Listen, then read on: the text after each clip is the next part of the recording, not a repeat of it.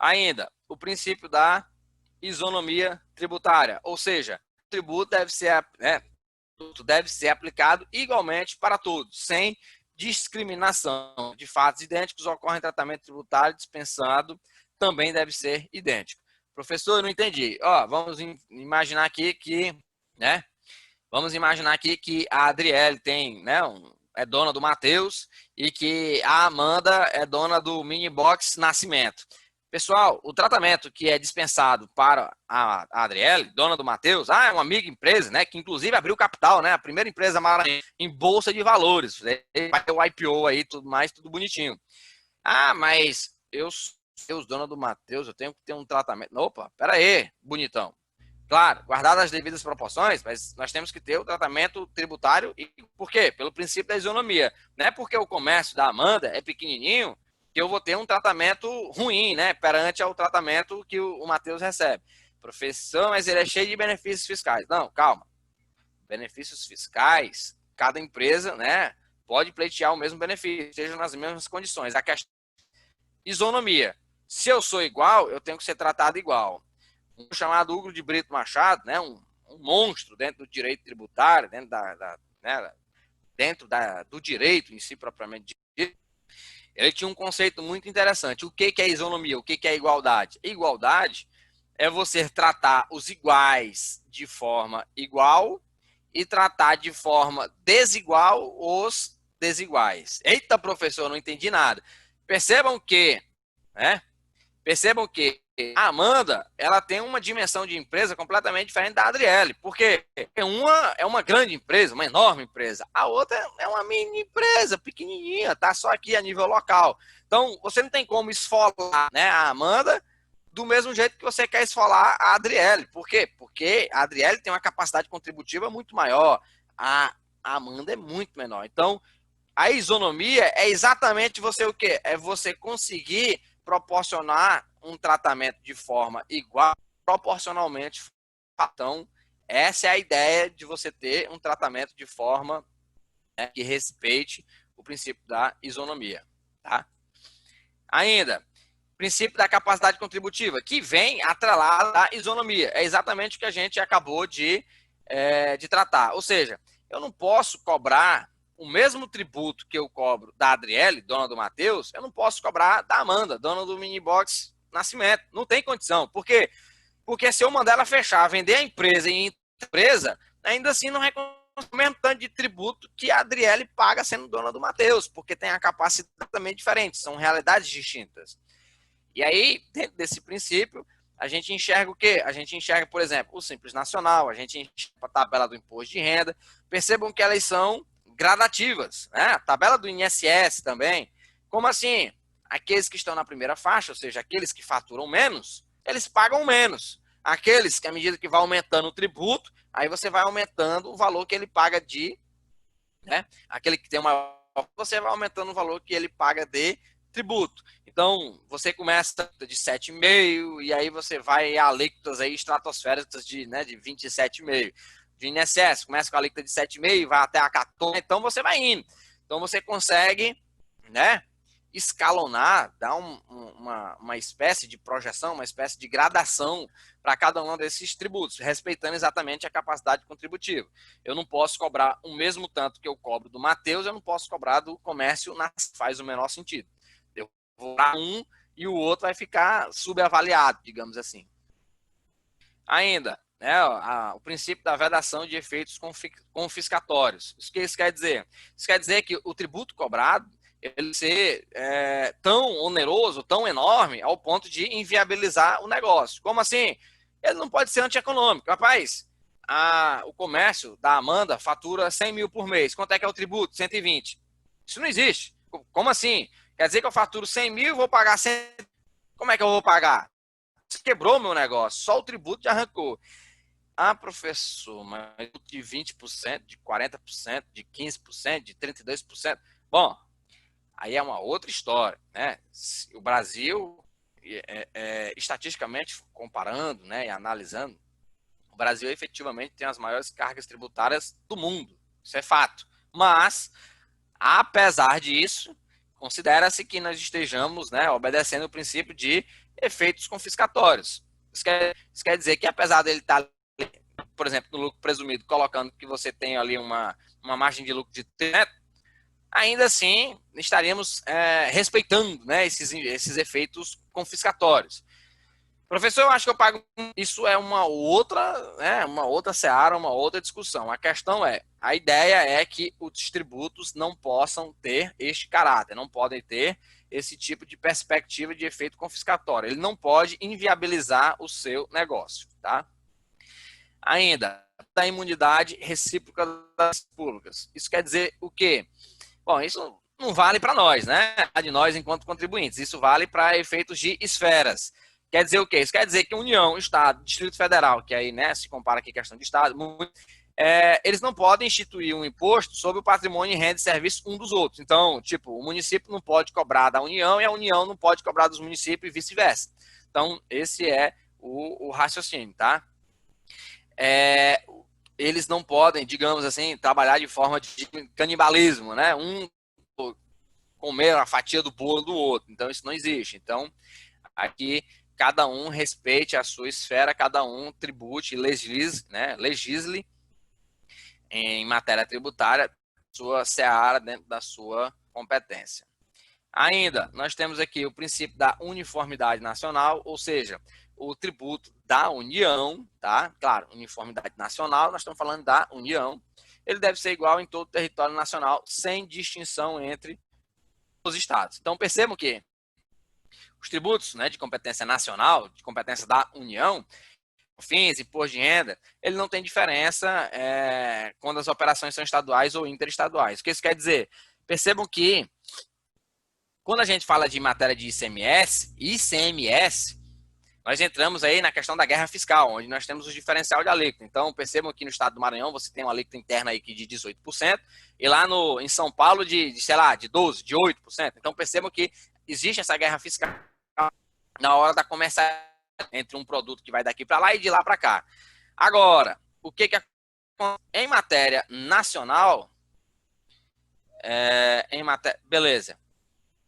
Em matéria nacional, isso não existe. Então, percebam que o imposto de renda, assim como o COFINS e todos os outros tributos que sejam de competência nacional, eles aparecem, eles são tributados exatamente da forma. Então, se é 15%, né, lá no Acre, é 15% no Rio Grande do Sul, independente de onde esteja. E isso se aplica para todos eles de abrangência e de competência nacional, certo?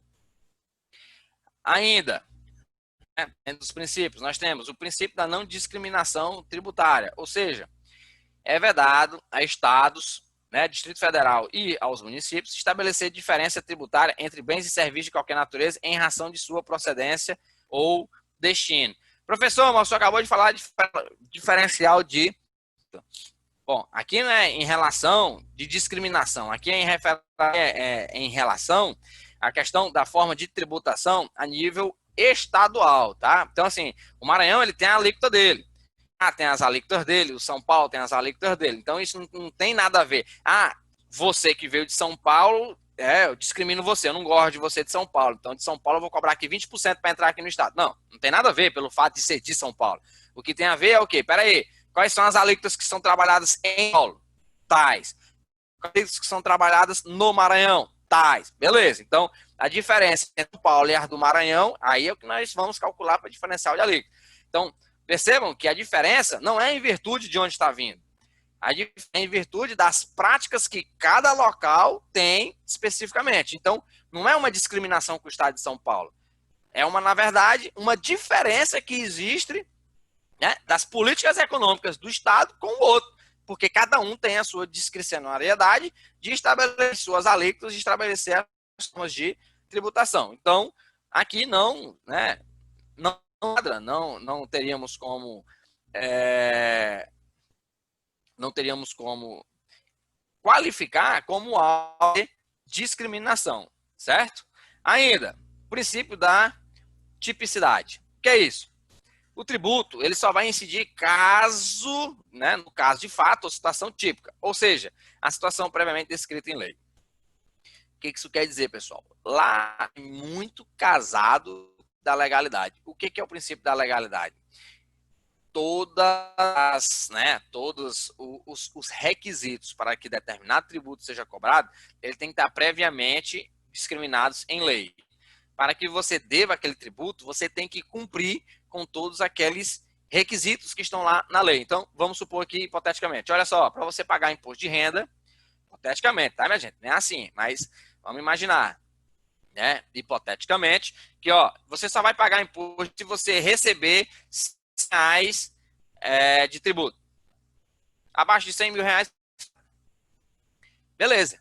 Aí você vai lá e fatura 99 mil. Você vai pagar imposto de renda? Não. Por quê? Porque na lei está dizendo que só paga a partir de 100 mil.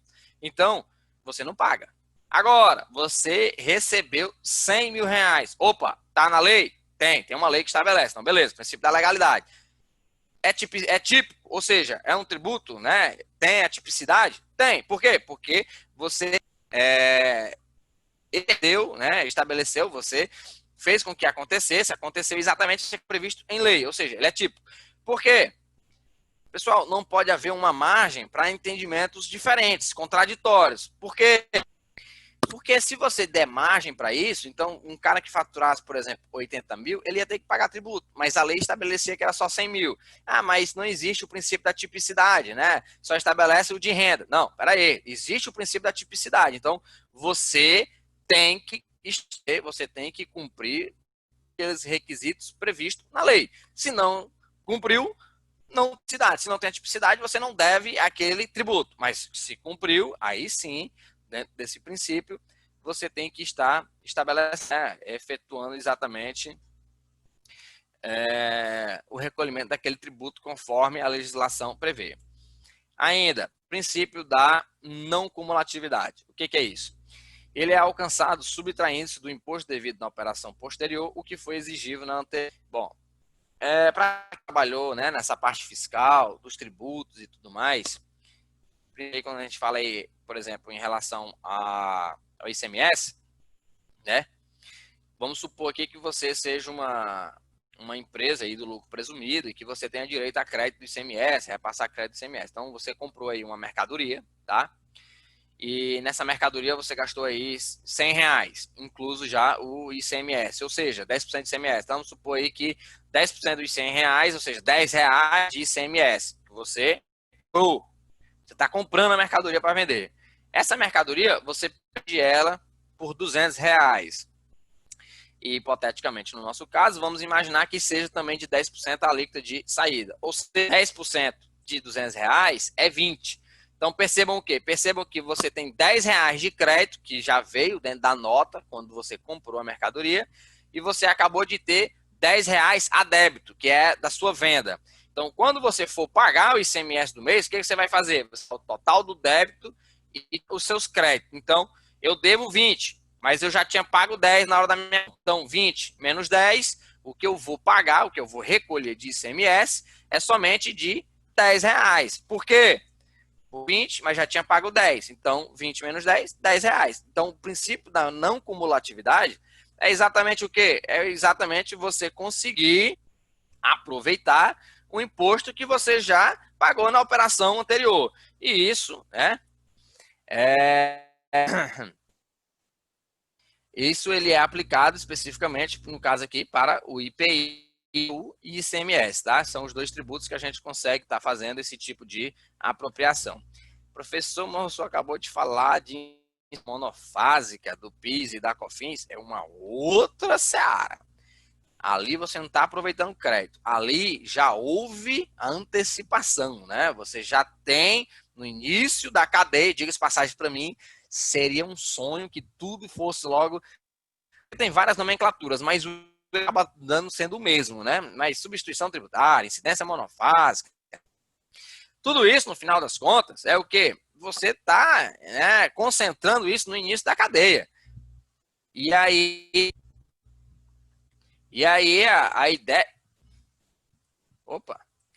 Pessoal, tem alguns alunos aí dizendo que tá, né, travando a internet, mas não tem problema não. Pode ir assistindo aí que a gente vai, inclusive depois vai estar aí, né,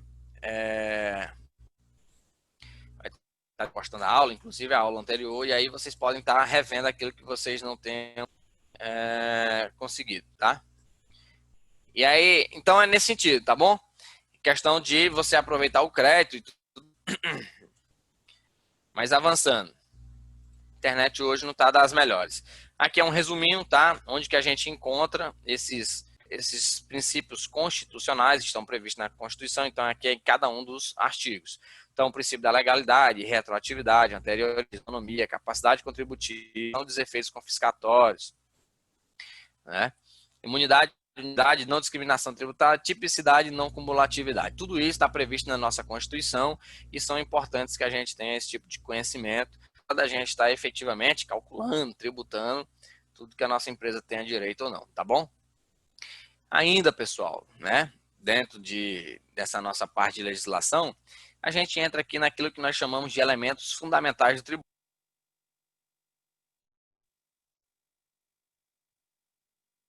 Nós temos aqui a lei, e aí ele está atrelado ao princípio da legalidade, tá?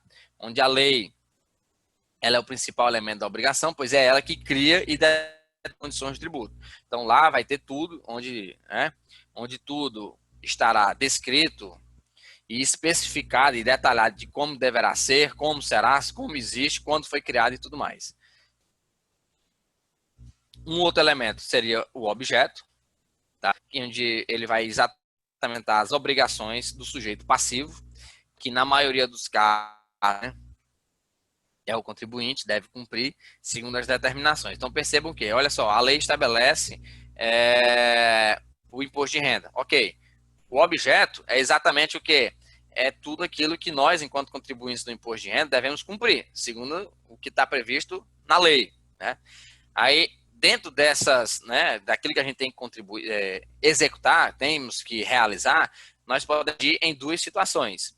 Tá? A primeira situação é o quê? É o que nós chamamos de obrigação principal. Ou seja, a obrigação tributária principal é aquela que depende especificamente da lei. Em resumo, é o pagamento, tá? É o próprio valor. É o quanto você deve de tributo. Aquilo ali é a obrigação principal. Todo o resto é o que nós vamos chamar de quê? De obrigação acessória. Então, percebam, né? Percebam que nós, contadores, nós não realizamos a obrigação principal, nós realizamos a obrigação acessória, que é o quê? São as formalidades, são a parte... Então, vamos imaginar aí que o tributo que uma empresa paga, né, seja ele o imposto de renda, contribuição social, qualquer um deles, o que a gente faz? A gente vai escriturar livro, a gente vai realizar apurações, apresentações, demonstrações, mas a obrigação principal, quem faz, é a empresa, que é o quê? Você vai entregar um boleto maravilhoso para a empresa, lá um boleto de 10 mil, de 15 mil, de 20 mil, mas a obrigação principal, quem faz, é a empresa. E quem faz é a empresa. Por quê? Porque é eles quem faz. E o tributo em si, o pagamento, o valor, né, o qual você está recolhendo, ele sim é a nossa obrigação principal. E o demais fiscal, tudo mais, ele vai ser considerado obrigação acessória, certo? Até a nota fiscal é obrigação acessória. Beleza? Então, em cima disso, senhores, né, a gente entra aqui no fato gerador. Bom, o nome propriamente dito, né, especifica o fato, né? Fato gerador. Fato é alguma coisa, ou seja, é um conjunto de ações, é um conjunto de situações. E o gerador, o nome já está dizendo, é aquilo que cria algo. Então, imaginemos, né? Dentro do tributo, você precisa de gerador. Então, qual é o fato gerador do IPVA? O fato gerador do IPVA é o fato de você comprar, de você possuir um veículo, né, automotor, e assim sucessivamente para cada um dos tributos, né?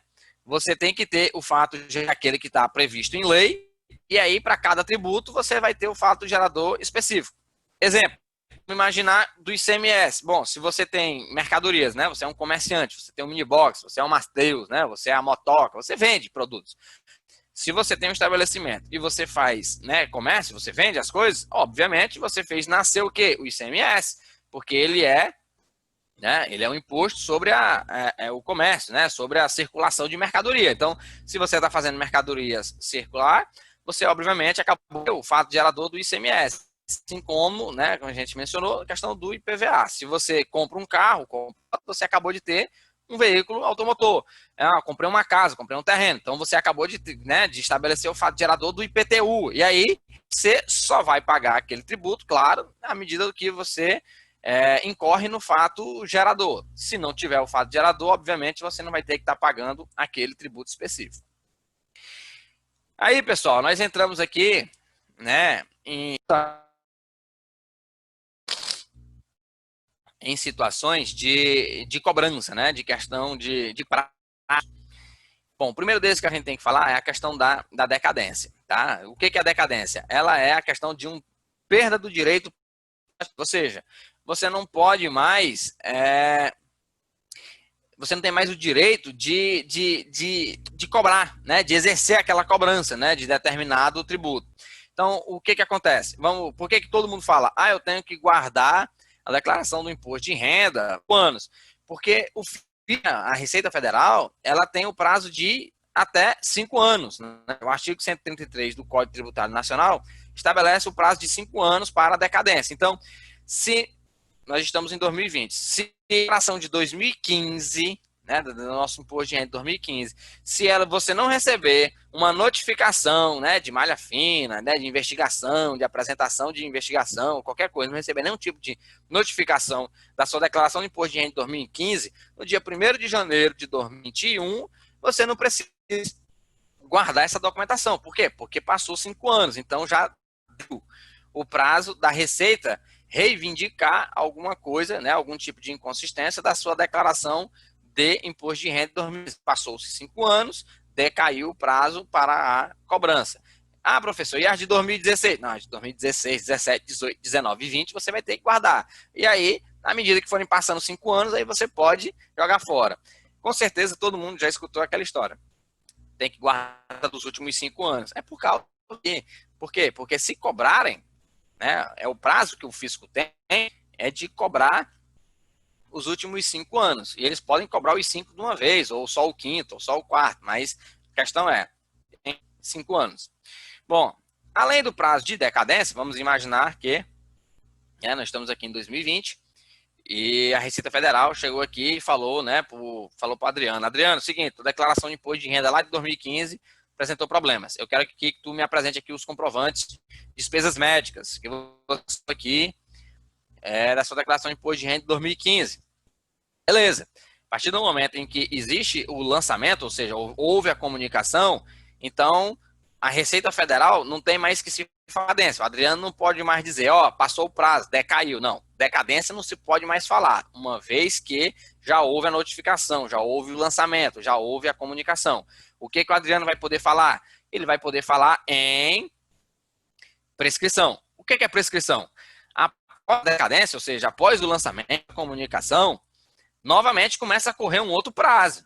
Qual prazo? É o prazo de prescrição, que é o direito de você entrar com alguma ação judicial de cobrança, tá? Então, vamos imaginar aqui que a Federal comunicou o Adriano agora, no dia 1º de agosto de 2020, sobre a declaração do imposto de renda dele de 2015. Aí ela entra com essa comunicação agora em 2020 e não se manifesta, né? Não entra com nenhuma ação, só falou, tá em malha fina, mas não falou mais nada, não fez nenhum tipo de apontamento. E o que o Adriano faz? Ele fica quieto, né? Não fui cobrado, só falou que eu tô em malha fina, o que era para fazer, não me deu prazo, não fez nada. Então começa a correr aí o que? O prazo de prescrição.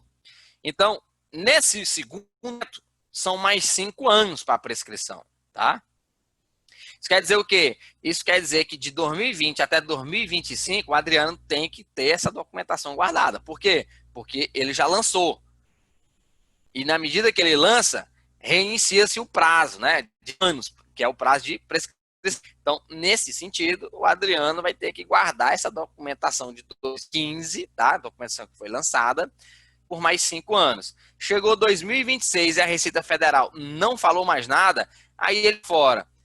Aí o que é que acontece? A Receita chega lá em 2026 e fala, ei, Adriano, cadê aquela documentação lá de 2015 que eu falei contigo? Não, prescreveu. Passaram-se 5 anos, vocês não se manifestaram, joguei fora. Acabou. Simples assim. Então, esse é o raciocínio, tá? Primeiro. Segundo, prescreveu. Mas aí vem a observação. início do prazo de prescrição, ele é sempre depois do início do prazo da decadência. Então, percebam que se enquanto você estiver no prazo de decadência, não tem como você pensar em prescrição, porque nos primeiros 5 anos, nós estamos falando em decadência. Se não decaiu, ou seja, se eles lançaram, se eles te notificaram, beleza. Aí, a partir daquele dia, você começa a contar a prescrição. Agora, se caiu, ou seja, entrou em decadência, então não tem nem que se falar em prescrição, nem chegou nesse prazo, né? A situação ela já morreu ali no prazo de decadência. Então, esse é o raciocínio. Decadência. Teve o lançamento? Teve. Começa a contar a prescrição. Não teve o lançamento? Decaiu? Então morreu. Não tem mais que falar em nada. Não tem que falar em prescreveu. Tem que falar que decaiu.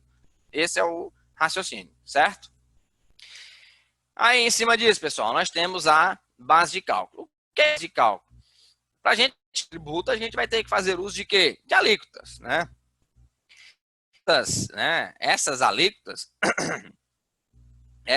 elas têm que incidir em cima de alguma coisa. Eu disse, por exemplo, o imposto de renda está aí com 15%. Beleza. Mas esses 15% você vai jogar em cima de quê? Aí é o que nós chamamos de base de cálculo. Então é o seguinte, você estabelece uma fórmula de cálculo, tá? Você estabelece um percentual. À medida que você estabeleceu isso, você tem que identificar onde você é essa alíquota. Não adianta ter a alíquota, mas não ter a base de cálculo. Então, a base de cálculo é o valor com o qual vou aplicar a alíquota para você chegar no tributo, tá certo? E aí, como a gente acabou de dizer, a alíquota é exatamente esse valor pessoal que você vai fazer uso. Então, vamos imaginar, né? Você tem aqui, a minha empresa faturou bruto 100 mil reais. Opa, mas espera aí, você tem ali descontos, você tem devoluções, você tem cancelamentos, né? Você vai retirando todos aqueles itens que não compõem a base de cálculo. Quando você tira aí os cancelamentos, devoluções, né? Os descontos incondicionais, blá, blá, blá, blá, blá, blá, você não fica mais com faturamento de 100 mil, você fica com faturamento de 90. Então, 90 é a sua base de cálculo. Então, ó, 100 mil, faturamento. 90 mil, base de cálculo. Alíquota, 15%. Então, 15% sobre 90 mil, que é a sua base de cálculo. Ah, professor, mas e por que é que eu não joga esses 15% em cima dos 100 mil? Porque 100 mil é o seu faturamento. E se o seu faturamento não é a sua base de cálculo, você não pode utilizar para você calcular, senão você vai pagar imposto maior do que o que deveria, tá? Esse é o raciocínio. E aí, para a gente finalizar, nós temos aqui 2 situações tributárias. Primeiro, a imunidade tributária. O que é imunidade tributária? É um privilégio que é dado, né, a alguém para que ele esteja isento de imposições legais. Então, a imunidade tributária ela é estabelecida pela Constituição. Então, somente a Constituição tributária, a Constituição Federal pode estabelecer quem são os entes imunes. Então, lá tem as situações em que você tem entes que estão imunes a determinados tipos de cobranças, né? Como, por exemplo, templos, eles são imunes. Então, você tem essas situações específicas. E, por fim, você tem ainda a isenção. A isenção ela é diferente da imunidade. Por quê? Porque a isenção ela é uma dispensa atribuída para algumas coisas ou de alguma pessoa que possa desobrigar de algum encargo, pesa e livre de qualquer circulação. Ela é estabelecida por lei. Então, percebam que a isenção ela pode ser revogada.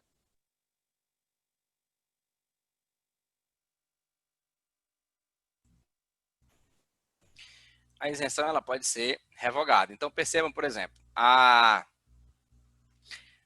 Suzano, quando veio a atriz, ela teve isenção. Ela não tem imunidade, tá? Por quê? Porque era uma forma de incentivo para que a empresa se estabelecesse aqui na região, para que a gente possa dinamizar a economia e tudo mais. Então, nesse sentido, estabeleceu-se o quê? De forma, né, por lei, estabeleceu-se a isenção da empresa como incentivo fiscal, e aí ela se estabeleceu, se instalou aqui e trouxe todos os benefícios. Mas, claro, tinha prazo, tinha condições, e agora ela já contribui normalmente com o seu IS.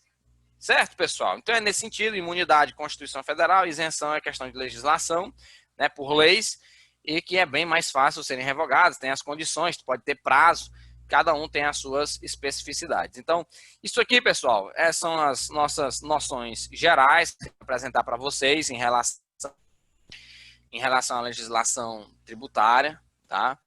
É claro que a gente recomenda que vocês façam, efetuem a leitura do CTN, que é o nosso Código Tributário Nacional, principalmente o regulamento do ICMS, o regulamento do Imposto de Renda, que são as principais legislações tributárias que hoje a gente dispõe e que vocês vão estar enfrentando no dia a dia de vocês enquanto empresários, tá?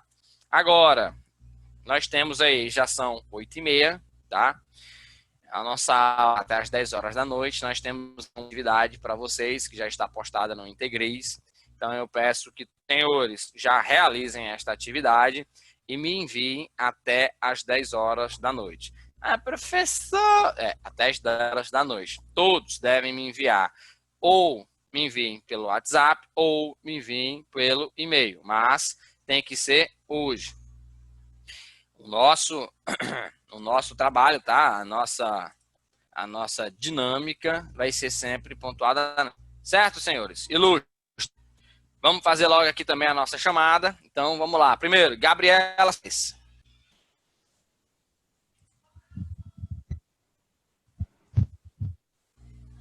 Gabriela. Adriano Mendes. Tá aí. Adriele Rocha. Presente.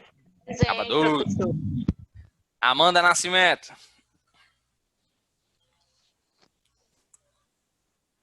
Amanda.